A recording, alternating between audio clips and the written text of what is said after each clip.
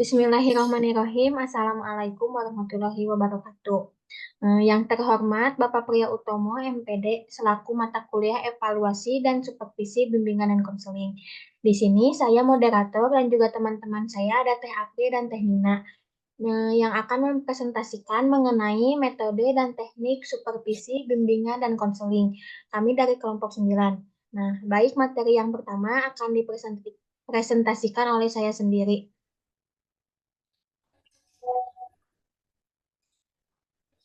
Nah, di sini ada pengertian supervisi. Pengertian supervisi ini secara etimologi, supervisi berarti pengawasan, penilikan, dan pembinaan. Sedangkan secara terminologi, supervisi adalah bantuan berbentuk pembinaan yang diberikan kepada seluruh staf sekolah untuk mengembangkan situasi belajar mengajar yang lebih baik. Nah, supervisi ini diadopsi dari bahasa Inggris yang artinya supervision, yang berarti pengawasan dan kepengawasan supervisi bimbingan konseling. Ini upaya untuk mendorong, mengkoordinasikan dan menuntut pertumbuhan petugas bimbingan dan konseling secara berkesinambungan, baik secara individual maupun kelompok, agar lebih memahami dan lebih dapat bertindak secara efektif dalam melaksanakan layanan bimbingan dan konseling, sehingga mereka mampu mendorong tiap siswa eh, secara berkesinambungan ini agar dapat berpartisipasi secara cerdas dan kaya di dalam kehidupan masyarakat yang berdemokratis. Nah, adapun program supervisi bukan merupakan konseling atau psikoterapi, pemaksaan atau kritik negatif, memperdayakan pertemanan, mencari kesalahan, hukuman maupun konselor yang baru. Boleh slide selanjutnya, Teh Nina?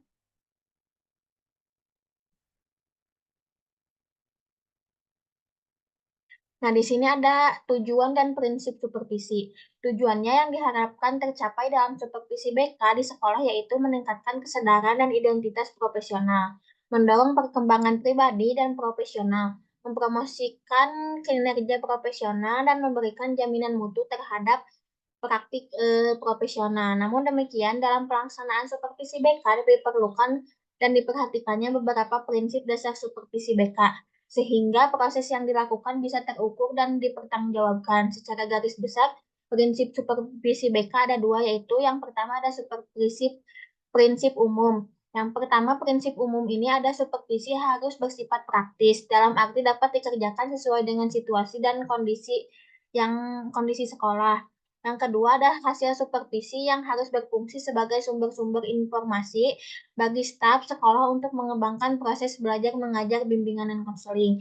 Yang ketiga ada supervisi dilaksanakannya dengan mekanisme yang menunjang kurikulum yang berlaku.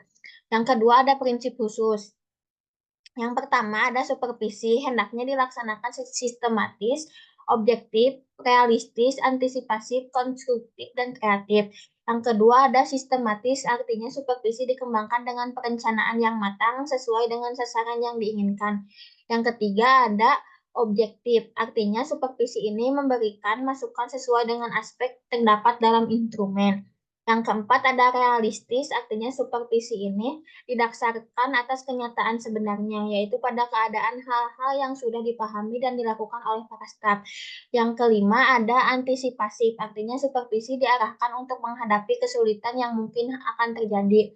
Yang keenam ada konstruktif, artinya supervisi ini memberikan saran perbaikan kepada yang disupervisikan untuk dapat berkembang. Yang ketujuh ada kreatif, artinya supervisi mengembangkan. Boleh slide selanjutnya, Tenina. Nah, di sini juga ada metode supervisi. Terdapat dua metode supervisi yang dapat dilakukan kepada sekolah. Dilakukan kepala sekolah. Metode-metode tersebut dibedakan antara lain yang bersifat individual dan kelompok yang masing-masing mempunyai kelebihan dan kelemahannya. Nah, di sini ada metode supervisi individual. Metode supervisi individual ini pelaksanaan yang supervisi dan yang diberikan kepada konselor tertentu yang mempunyai masalah khusus dan bersifat perorangan. Yang kedua ada metode supervisi kelompok. Metode supervisi kelompok ini adalah salah satu cara melaksanakan program supervisi yang ditunjukkan kepada dua orang atau lebih. Konselor yang diduga sesuai dengan analisis kebutuhan yang memiliki masalah kebutuhan dan kelemahan-kelemahan yang dikelompokkan atau dikumpulkan menjadi satu. Materi selanjutnya akan dipresentasikan oleh Teh Nina. Kepadanya saya persilahkan. Baik, terima kasih. Selanjutnya adalah teknik supervisi. Teknik-teknik supervisi tersebut bisa dikelompokkan menjadi dua, yaitu individual dan supervisi kelompok. Beberapa teknik supervisi individual di sini ada kunjungan kelas, observasi kelas, pertemuan individual, kunjungan antar kelas, penilaian diri. Untuk penjelasannya, kunjungan kelas adalah teknik pembinaan konselor oleh kepala sekolah dan pembina lainnya dalam rangka mengamati pelaksanaan proses belajar mengajar sehingga memperoleh data yang diperlukan dalam rangka pembinaan konselor. Yang kedua ada observasi kelas. Observasi kelas adalah teknik observasi yang dilakukan oleh supervisor terhadap proses bimbingan yang sedang berlangsung. Yang ketiga, pertemuan individual. Pertemuan individual adalah satu pertemuan, percakapan, dialog, dan tukar pikiran antara supervisor dengan konselor. Lalu ada kunjungan antar kelas. Kunjungan antar kelas dapat juga digolongkan sebagai teknik supervisi secara perorangan. Konselor berkunjung dari satu kelas ke satu kelas yang lain dalam lingkungan sekolah itu sendiri. Lalu yang terakhir adalah penilaian diri. Di sini memberikan informasi secara objektif kepada konselor tentang peranannya di kelas dan memberikan kesempatan untuk mempelajari metode. Selanjutnya ada teknik supervisi kelompok. Ada 13 teknik supervisi kelompok, yaitu kepanitiaan dengan kepanitiaan, kerja kelompok, laboratorium kurikulum, baca terpimpin, demonstrasi bimbingan, dharma wisata, kuliah atau studi, diskusi panel, perpustakaan jabatan, organisasi profesional, buletin supervisi, pertemuan konselor, dan lokakarya atau konferensi kelompok.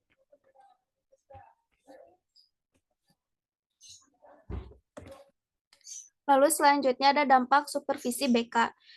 Dampaknya terdapat 6 level observasi dalam supervisi. Yang pertama, refleksi terhadap muatan sesi konseling. Yang kedua, eksplorasi teknik dan strategi yang digunakan oleh konselor. Yang ketiga, eksplorasi terapeutik. Tujuannya dari level ini adalah menguji cara interaksi klien dengan konselor. Yang keempat, perasaan konselor terhadap klien. Yang kelima, sesuatu yang terjadi saat ini dan sekarang antara supervisor dan yang sedang diawasi. Yang keenam, perasaan pengawas dalam merespon dari klien diawasi. Sementara itu ada pula dampak supervisi konseling yang tidak efektif. Yang pertama, tidak ada balikan dari orang yang kompeten. Apakah praktik profesional telah memenuhi standar kompetensi dan kode etik? Yang kedua, ketinggalan iptek dalam BK. Yang ketiga, kehilangan identitas profesi BK. Yang keempat, kejenuhan profesional atau burnout, pelanggaran kode etik yang akut. Lalu yang kelima, mengulang kekeliruan secara masif, erosi pengetahuan yang sudah didapat dari pendidikan prajabatan, dan ada yang terakhir, siswa dirugikan tidak mendapatkan layanan BK sebagaimana mestinya. Lalu ada juga proses pengembangan instrumen supervisi. Di sini langkah-langkahnya terdapat 5 langkah. Yang pertama, pertemuan pra-pengamatan. Kepala sekolah berusaha menjelaskan kepada guru atau konselor tentang kegiatan spesifik di kelas. Berunding dengan konselor untuk membangun saling pengertian dan kemudahan komunikasi sehingga kunjungannya dapat diterima dan tidak menakutkan bagi siapapun. Langkah kedua, pengamatan. Setelah sebelumnya melakukan pertemuan serta berdiskusi dengan konselor, kepala sekolah harus memutuskan hal-hal yang harus diamati dari kejadian-kejadian yang ada. Yang ketiga, analisis hasil pengamatan.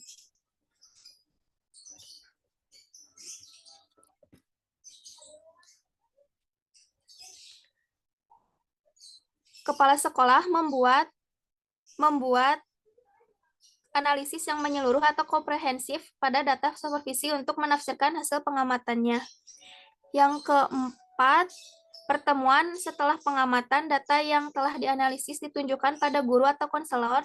Umpan balik diberikan sedemikian rupa sehingga guru dapat memahami temuan, mengubah perilaku yang teridentifikasi, dan mempraktikkan panduan yang diberikan.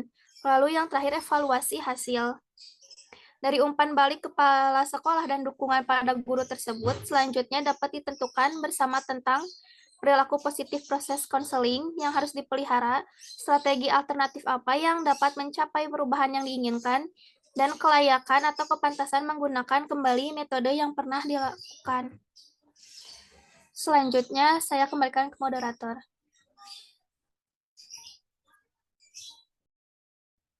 Baik, materi selanjutnya akan dipresentasikan oleh Teh April. Kepadanya saya persilahkan. Baik, terima kasih moderator. Di sini saya akan menjelaskan jenis-jenis instrumen supervisi, di mana jenis instrumen supervisi ini ada 3, yaitu supervisi klinis, supervisi pengembangan, dan supervisi administrasi. Nah, yang pertama itu supervisi klinis, di mana tujuannya adalah untuk peningkatan keterampilan profesional dan fungsi-fungsi etis konselor. Nah, sementara itu tujuan supervisi pengembangan adalah peningkatan program bimbingan dan konseling dan pengajaran perkembangan profesional konselor. Lalu yang ketiga itu ada supervisi administrasi, di mana tujuannya adalah jaminan pekerjaan bahwa konselor mempunyai kebiasaan pekerjaan yang patut dilakukan, mematuhi hukum dan kebijakan, hubungan yang baik dengan staf sekolah yang lain dan orang tua, serta kegiatan pendidikan lain yang efektif dilakukan di sekolah.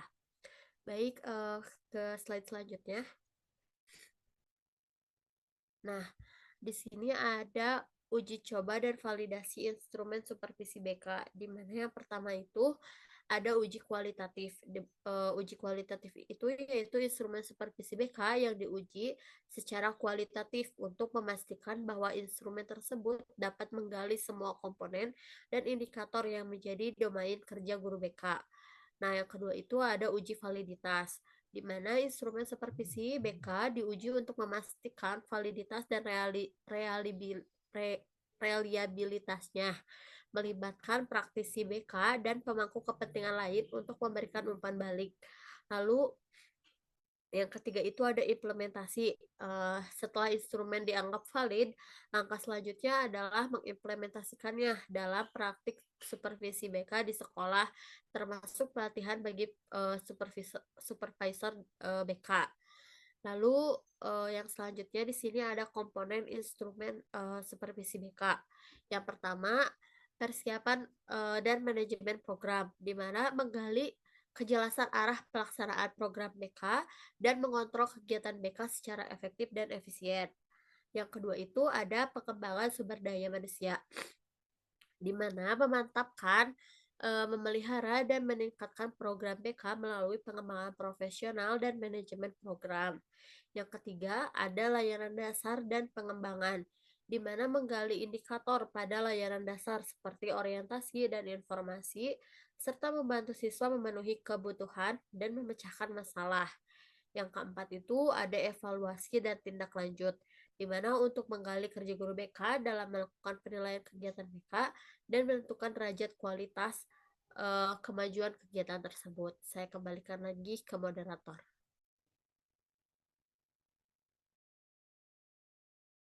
Nah, di sini ada kesimpulannya. Metode dan teknik supervisi ini dalam bimbingan konseling memiliki peran penting dalam memastikan profesionalisme, pengembangan kompetensi, serta keefektifan praktik bimbingan dan konseling. Berikut adalah kesimpulan mengenai metode dan teknik supervisi dalam konteks ini adalah pentingnya pengembangan profesionalisme, supervisi membantu konselor untuk meningkatkan keterampilan dan pengetahuan dalam praktek bimbingan dan konseling dilakukan melalui refleksi terstruktur, umpan balik konstruktif, dan pembelajaran berkelanjutan, mendukung kualitas layanan dengan memastikan adanya supervisi yang efektif. Konselor dapat menawarkan layanan yang berkualitas tinggi kepada klien. Supervisi ini membantu mengidentifikasi area-area di mana konselor dapat meningkatkan kinerja mereka. Nah, baik. Sekian presentasi dari kelompok kami. Mohon maaf bila ada kesalahan dalam perkataan maupun perbuatan. Wassalamualaikum warahmatullahi wabarakatuh.